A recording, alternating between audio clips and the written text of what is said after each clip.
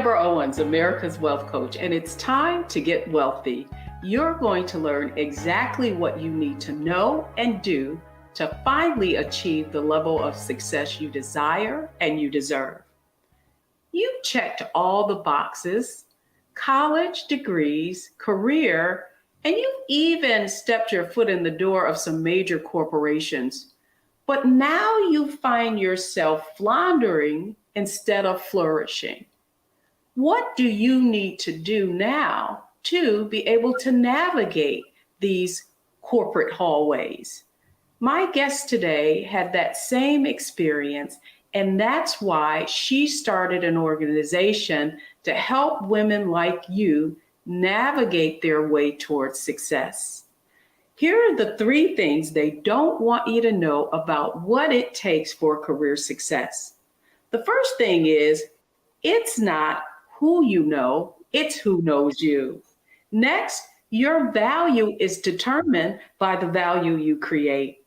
And finally, you have to demonstrate how you add value.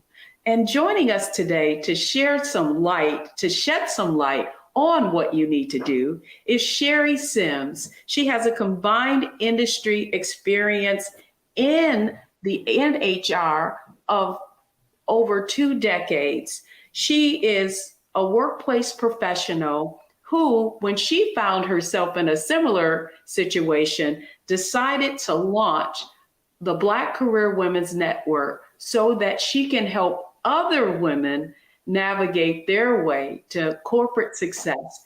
And I'm excited to have her on Get Wealthy with me today. Sherry Sims, welcome to Get Wealthy. Deborah, thank you. I'm so glad to be here. Thank you for having me on the show. Well, what I love about your story is you really turned your own personal problem into an opportunity. So that's where I want to start. What was the situation you found yourself in that had you decide to start an organization to help women flourish in corporate America? Really, I had an opportunity for a promotion and was overlooked. And that's really what started it all for me.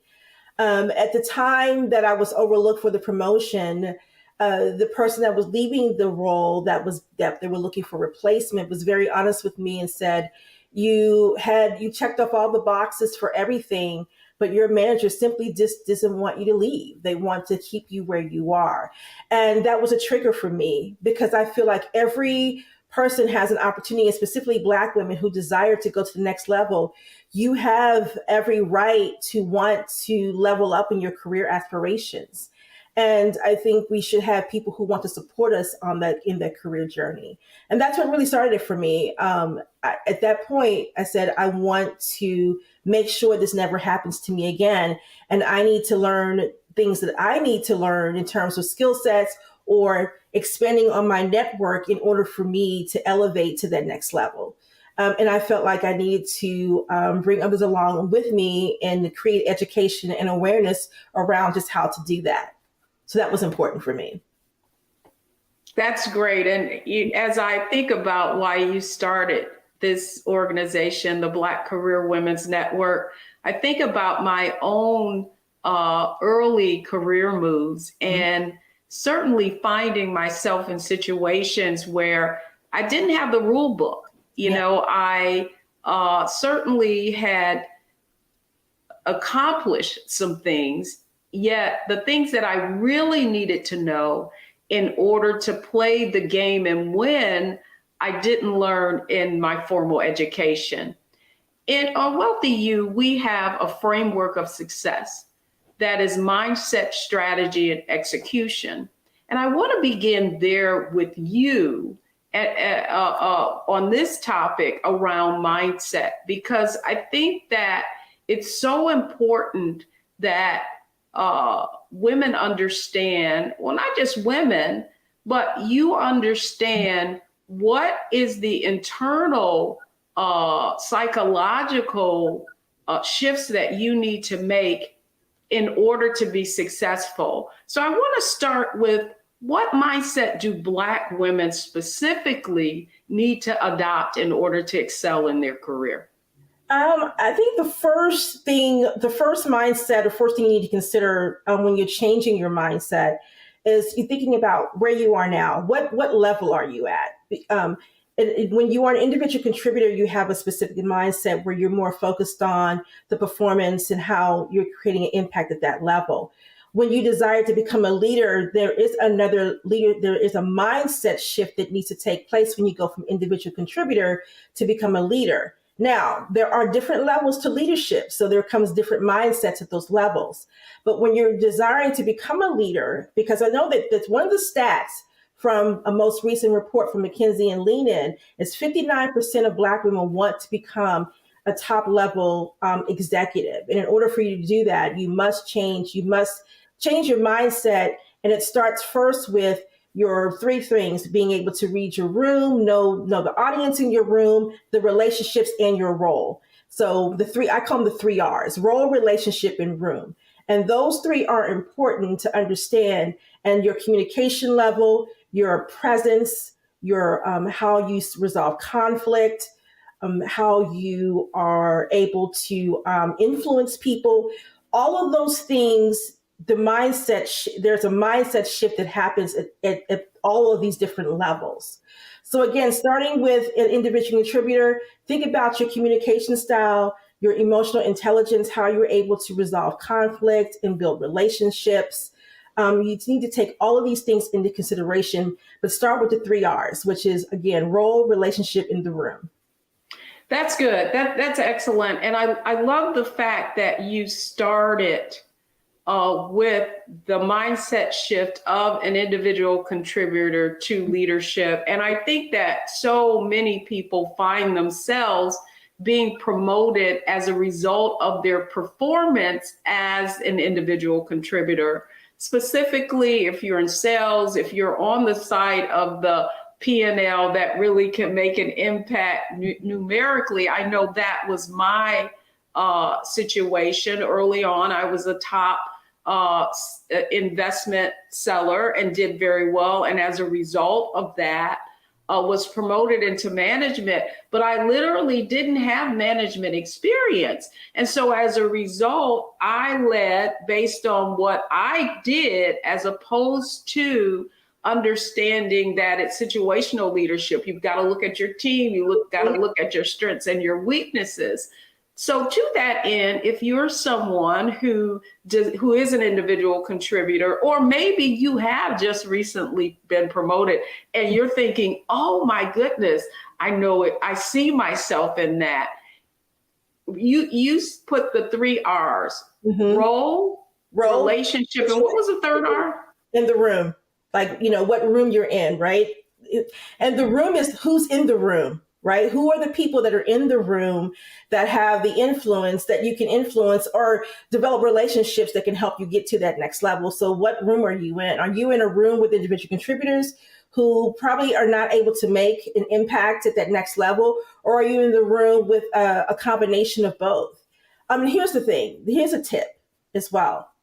If you are an individual contributor and you desire to be a leader, do the work where you are now. Because if you do the work where you are now, when you do reach the level, you'll be prepared to stay there. Because sometimes we were promoted into these next level roles and we haven't done the work that can prepare us to be successful. So we may have the talent and the skills to perform, to our capacity within the role. But when it comes to those leadership abilities and some of the soft skills we need to maintain and being able to be the leaders we need to become, we may not have done the work prior to getting into the role. And then that's where we start to see some of the challenges and experiences that we had. But or we hit a wall, right? Or we don't know the people of influence who can really impact it. And this is a great way for our next segue into strategy, because now I want to talk specifically. Next, I want to talk about, okay, what are the strategies that I need to use in order to get in those rooms? So folks, when we come back, first it was mindset. Now it's strategy. What do you need to do so that you're not floundering and you can go to the next level? We'll be right back.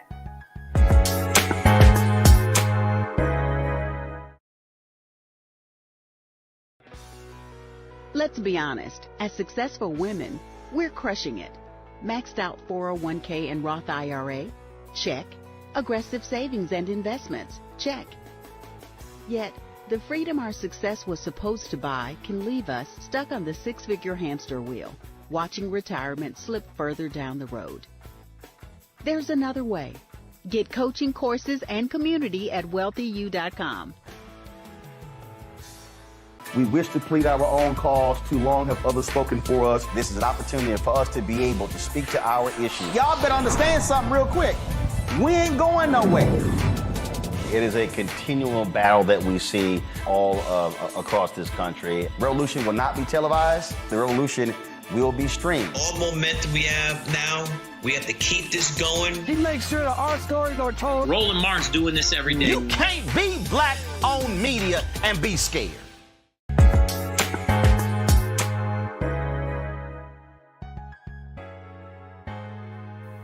Welcome back, everyone. I'm talking with Sherry Sims. She is the founder of Black Career Women's Network, and we're specifically talking about what Black women need to do in able to overcome some of those obstacles. We talked in a recent episode about the McKinsey Lean-In study and the fact that so many Black women were having their careers impacted because of microaggressions and not getting support. And so, Sherry, that's exactly what I want to talk about now in terms of strategy, because it's one thing to know that there is bias and that in our case, and in my case, that, you know, our direct leader who could really tell us, you know, is really responsible for us being able to go to the next level in many regards is not supportive of us. So what are the strategies that we need to do specifically as it relates? You talked about relationship. I want to make sure I get this. It was relationship, role, and room. Yeah, right. And I want to talk about how to get into those rooms, because I think that's the biggest aspect. And you said something that I want to really push back on, and that is about performance. And oftentimes we are high performance and we're going above and beyond. And yet, because we're waiting on someone to tap us on the shoulder and say, "Great job, Sherry, you're ready for next." That's not how it happens. No. We have to be able to get into those rooms so that people can see our value and we can communicate how we create value. Yes. So what are some strategies for folks coming from putting their head down to getting in the right rooms? So two things. There should be two strategies. One is your strategy on making sure that you have the mindset of what is it in this for you. Okay. I don't think we do that enough. We get into these roles. We want to be, we are naturally high performers, but we don't think about what truly is in it for us. Okay. So, you know, I always look at these roles as a two-way street. I'm here to perform, but I'm also here to get what I need so I can grow and develop. Part of that is being in the right rooms. So you have to pay attention to the people that you work with. You pay attention to the culture, and then you also pay attention to opportunities where you can gain access to those influencers, whether it is project-based, whether it is part of a committee that you can be involved in, whether it is even looking at how can you gain access to maybe shadowing someone or possibly learning how to new tasks to cover for someone while they're on vacation. There are definitely non-traditional ways that you can gain access to develop these skills. You should always keep in your mind, what is it that you need to gain out of this role that can take you to the next level? Even if your manager is not supportive of your career aspirations in the organization, you still can navigate through that through associations and mentorship, sponsorship. And if those are something that's not available right, at that direct place where you work, you still can look for other opportunities through activities, engagement, committees, projects that you can gain access to other people. So again, also find ways to engage with people who are a level of influence outside of the workplace. Find out when they're going to happy hour. Find out if there is an event that you have access to attend that with them, and find those creative ways to gain access to those roles. It's interesting that you're talking about what role we're in, making sure we're being strategic and going to the next level.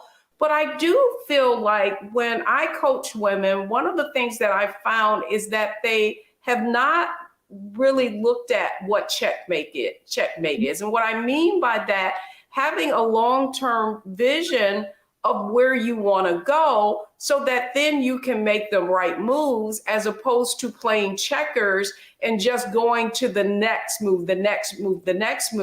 And so to that, I mean, it's not like your career aspirations can't change, but I feel like sometimes it's difficult to be strategic if we don't actually know, if we're not actually aiming for something far above where we are at the time. Well, what I mean by what's in it for you is the whole purpose of that aspect is you should have a plan, right? And your plan is, what is it that you're trying to accomplish? And it should have a long-term goal, should be involved. But in order for you to get there, you still need to know where you currently are. How does where you currently are fit into that long-term goal? Which means, what are you getting out of this role that's going to set you up for that long-term success? And if you hit that brick wall while you're in that role, that means you may have plateaued what you need to gain from this role. Now it's time to start looking at what is that next role at that next level, where it's where you are internally, or is that me? I need to exit this organization and be able to achieve this elsewhere.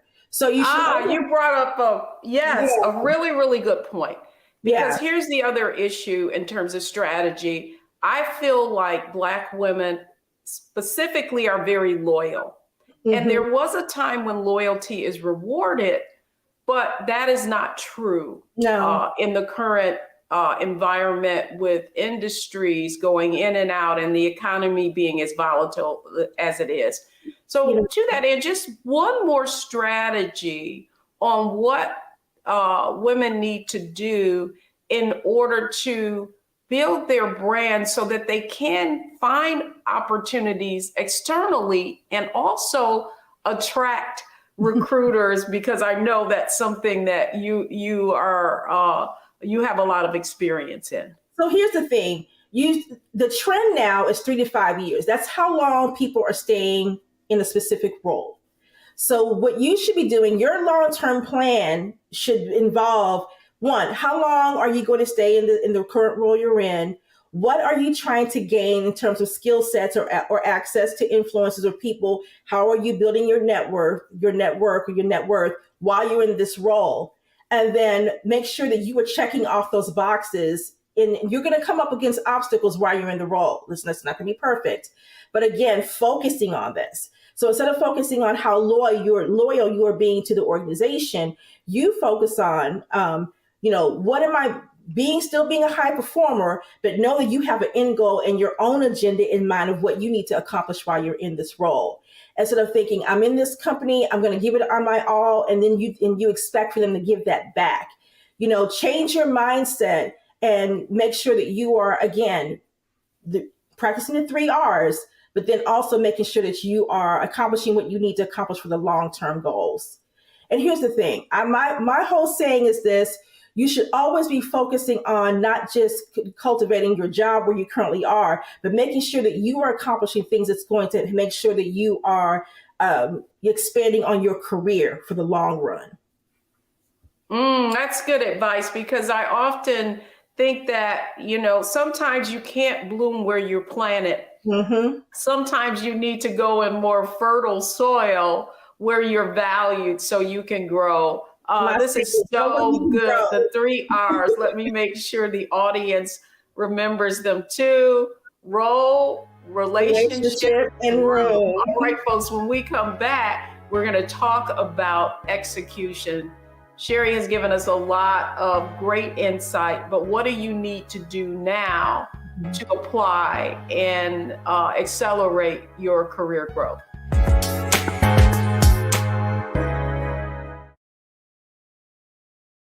When you talk about Blackness, and what happens in Black culture. We're about covering these things that matter to us, speaking to our issues and concerns. This is a genuine people-powered movement. There's a lot of stuff that we're not getting. You get it, and you spread the word. We wish to plead our own cause. Too long have others spoken for us. We cannot tell our own story if we can't pay for it. This is about covering us. Invest in Black-owned media. Your dollars matter. We don't have to keep asking them to cover our stuff. So please support us in what we do, folks. We want to hit 2,000 people, $50 this month, raise $100,000. We're behind 100,000, so we want to hit that. Y'all money makes this possible. Checks and money orders go to P.O. Box 57196, Washington, D.C. 20037-0196. The Cash App is $RM Unfiltered. PayPal is R Martin Unfiltered. Venmo is RM Unfiltered. Zelle is Roland at RolandSMartin.com.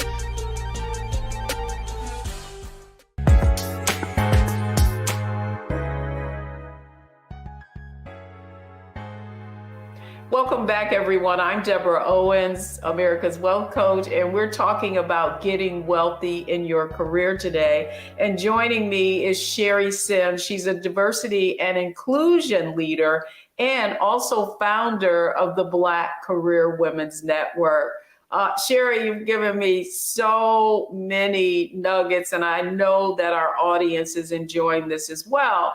I do think that one of the circumstances we've probably all found ourselves in our career, and that is a setback. And specifically, what I've seen in coaching women is just around mid-career. Yeah. And you begin to think that, you know, you're getting a pretty decent pay, and you're beginning to think that you're seeing younger people coming in, and it may even be that you're reporting into someone younger than yourself. And so I want you to give our audience just some strategies that they can execute on. If you're at mid-career level, what do you need to do to remain relevant? Oh, such a good question.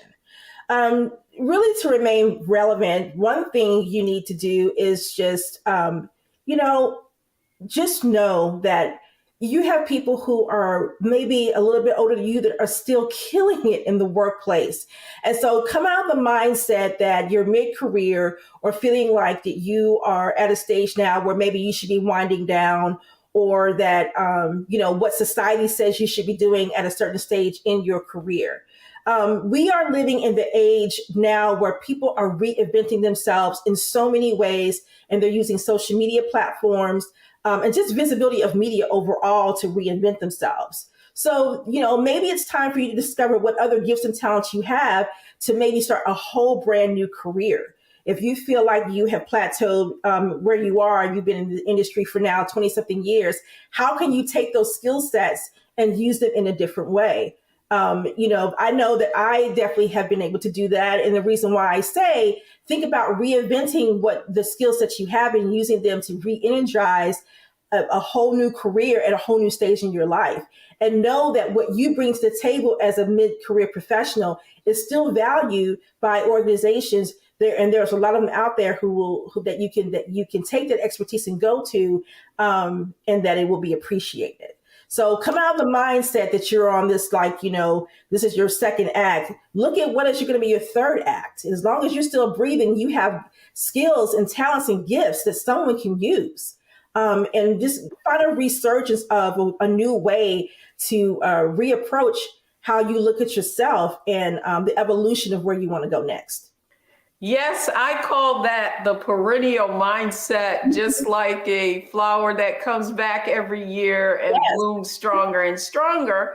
To that end, though, a recent study that I looked at and interviewed the head of multicultural clients for marketing for United Bank of Switzerland, and the stats came out. And what was really, really interesting is how African Americans get to the high net worth, which is investable assets of $1 million or more, Asians and Hispanics. And one of the things that came out of that study really was that for Black women specifically, the ability to become high net worth is directly tied to our earnings. And then additionally, we have a business of some kind. Mm-hmm. And because so much of our ability to build wealth is based on our ability to earn, the other side of that I see, Sherry, is a lot of Black women not earning what they're worth, being kind of pigeonholed into industries or careers that are administrative and that aren't as valued, and so aren't paid as well. And so my question to you would be, especially because you're something in HR, what advice would you give women around retooling and positioning themselves for industries that pay well and are on a growth trajectory? Yeah, I would say one of the things you can do is to probably evaluate what your transferable skills are. You know, I feel like that we are multi-talented individuals, so we have more than one talent or skill that we can utilize. So reevaluate what your skill sets are, or what you have a desire to do but never have felt like you had an opportunity to do it, and see where those skills fall into what positions. Department of Labor has a website. You can go and find out about any position and typically what the salary are for those roles.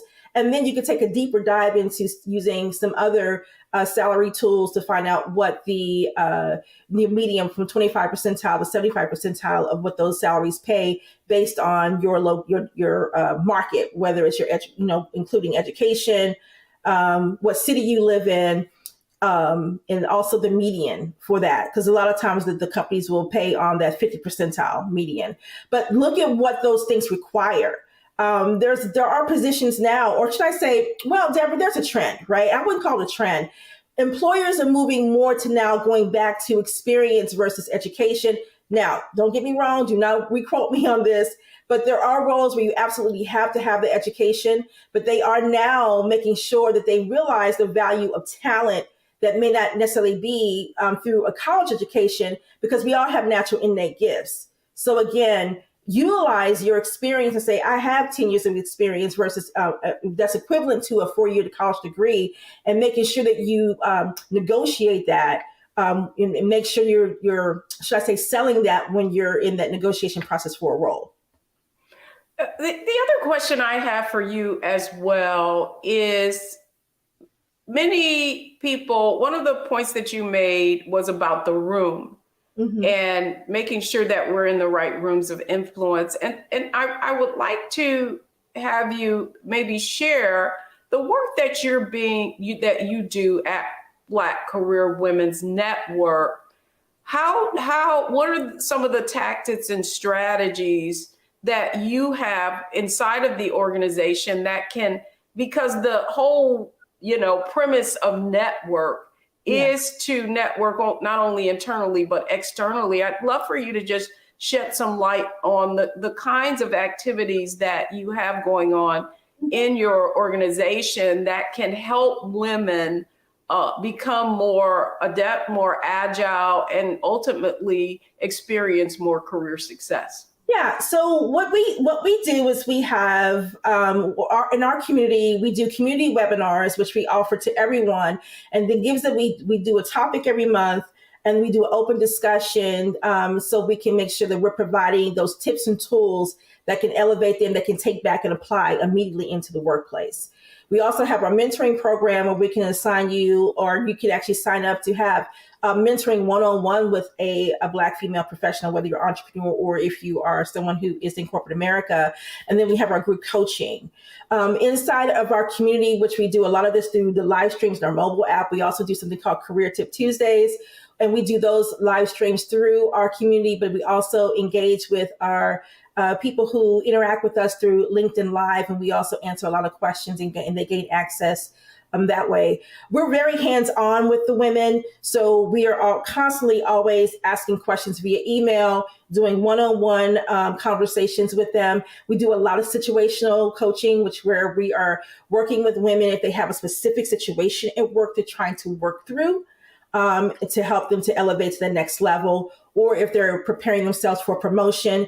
And then, always working with women every year at the end of the year to prepare them for those those annual reviews, and how to support themselves with preparing for any type of salary evaluations that they want to discuss with their managers to prepare them for a raise or a substantial increase as well. Well, great information. Black Career Women's Network will make sure that you have the address to her organization. When we come back, though, we're not through. We're going into our Analyze, Optimize, Maximize segment, so that now you can take a look at everything that we covered and actually know what your next steps are. So don't go anywhere, folks. We'll be right back.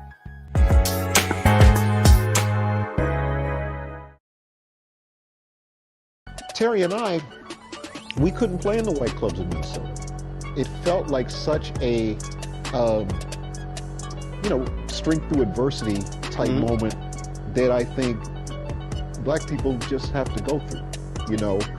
We have to figure it out. Right. We make lemons out of lemonade. But there's a reason we rented a ballroom, did our own show, promoted it, got like 1,500 people to come out.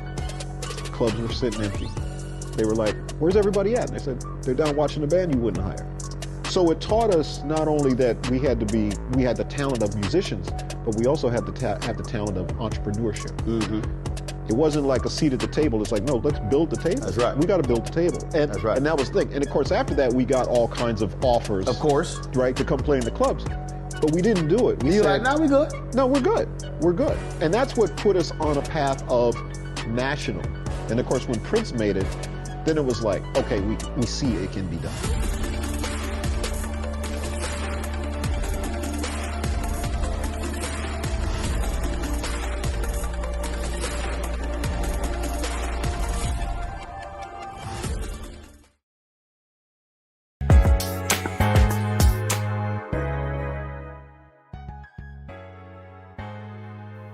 Welcome back, everyone. I'm Deborah Owens, America's Wealth Coach, and we're getting wealthy. And today's topic is getting wealthy through your career, making sure that you're able to flourish. My conversation today is with Sherry Sims.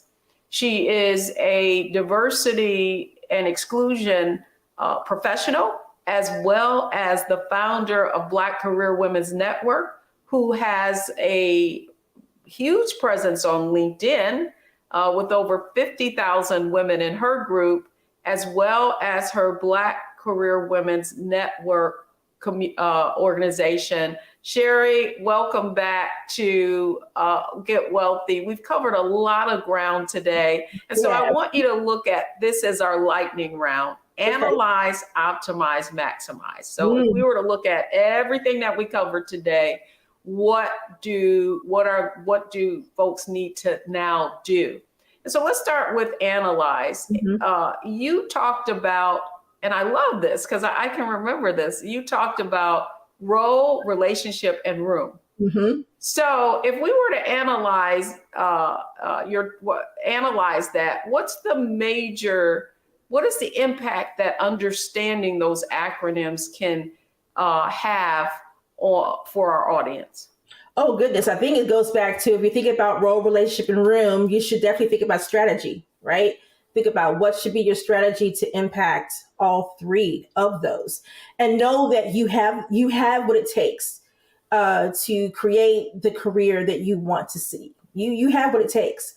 And by having that confidence, and then making sure that you are creating a tribe, or as some of my colleagues would say in the industry, make sure you are creating a board of directors that you can not only support you, but you can support them as well. And you're helping each other in terms of rallying around each other with best practices and just tips that you can use with each other to make sure you've got that continuous support. So I think that is important to have. You have to have. It's so important. And I think that for so many women, we feel like we've got to roll up our sleeves on our own. Mhm. And the African proverb, if you want to go fast, go alone. If you want to go far, go together. And that takes me to the next part. And that's really optimizing. Yes. If someone's listening to this program and they know that they are not fully realizing their potential, what advice would you give them about optimizing their experience and their knowledge to begin to optimize it so at the end of the day, they can earn more and secure the bag? Yes. Well, two things. One, get out of your own way, because sometimes we stop ourselves, right? Get out of your own way. Find clarity on what it is you really want. Write it down. Create. And again, like Deborah says, everything goes back to strategy. You have to have a plan. And once you get out of your own way and you provide yourself with clarity, you create the plan, and then you need to start taking steps towards executing the plan. And if you need to find an accountability partner, someone who can reel you back in and say, hey, get it together, or you're off track, finding someone who can help you with that. And here's the thing. I always say you can build a relationship with someone who is an influencer within the organization and genuinely just get to know them. And you don't have to formally make it a mentor-mentee type of relationship. You could just say, hey, I really admire your leadership skills. I really admire how you've been able to navigate the trajectory of the organization. Can I run some things by you that I really would like to work on for myself and get some of your advice? Again, there are so many different ways to be able to gain what you need. You just have to be not afraid to take that step and ask. And I always say, if you ask, you won't know till you ask, should I say. And you should always find someone that you know that has great character before you approach them and ask them those types of questions.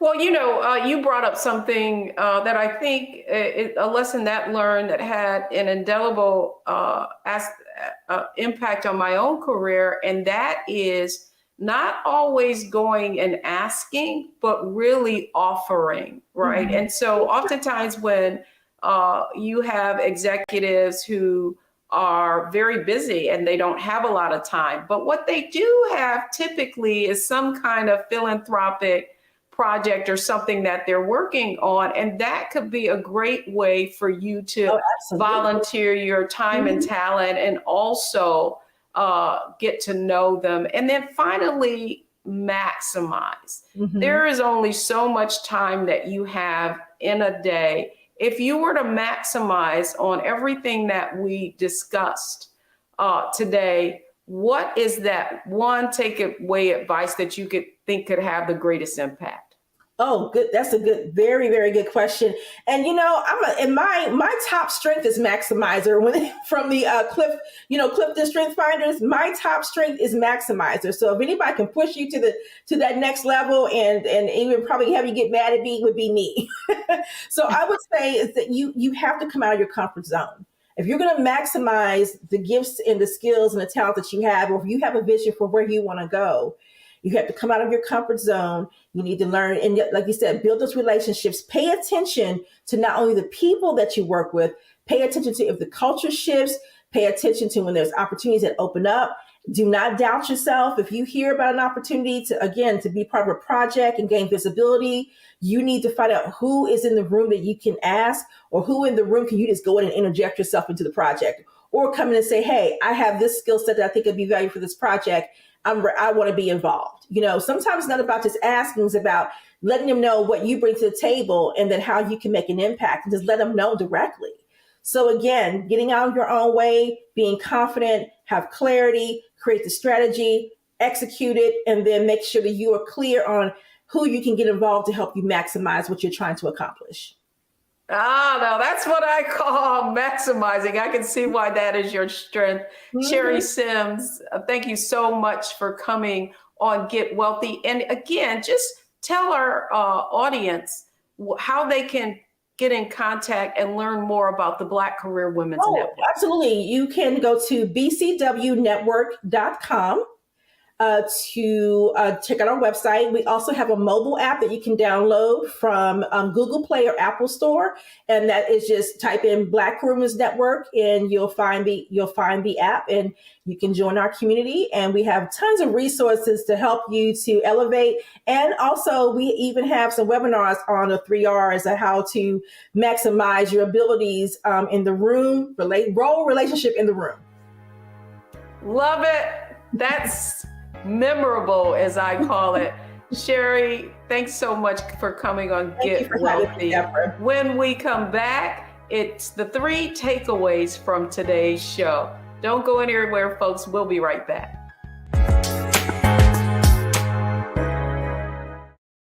I need you to scream for your new beginning.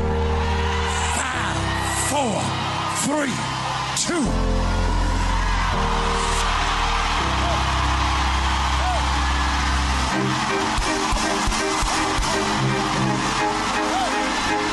I need you to shout for it. I need you to shout for it. It won't always be like this. Sooner or later, it's gonna work in your brother's favor, in your sister's favor. They shall not die.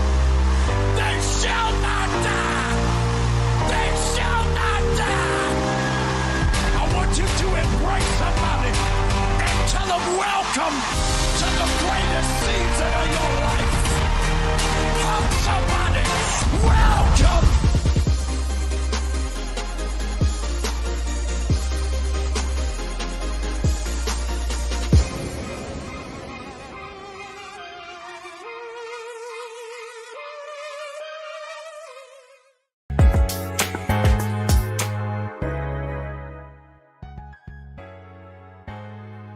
I'm Deborah Owens, America's Wealth Coach, and I hope you enjoyed today's show. It's all about getting wealthy through your career. And here are the 3 takeaways from today's show. First, gain clarity and have a purpose. You really need to have a long-term view so that you're making the right moves along the way.